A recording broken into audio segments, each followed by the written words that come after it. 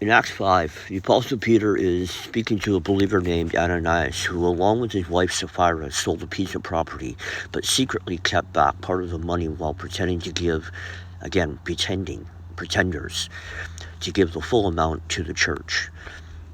It says, didn't it belong to you before it was sold? And after it was sold, wasn't the money at your disposal? What made you think of doing such a thing? You have not lied just to human beings, but to God. Key takeaway from this verse: the property was private.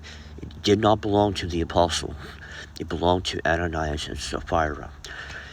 Peter explicitly states that the land belonged to Ananias. There was no mandatory church rule requiring him to sell it.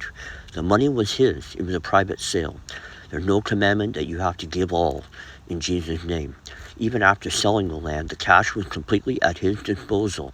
He was under no religious obligation to give all or even any of it away. The sin and the judgment that follows in this story is not because Ananias kept some money for himself.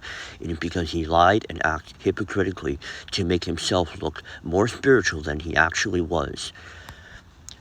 That's where and it goes on to say that Ananias and Sapphira died. The sin is when you lie about what you're doing with your finances.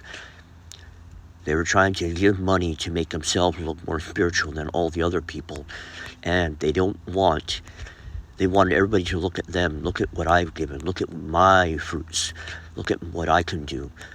Again, guys, stop using Acts 5:4 as they gave all. Stop it, guys.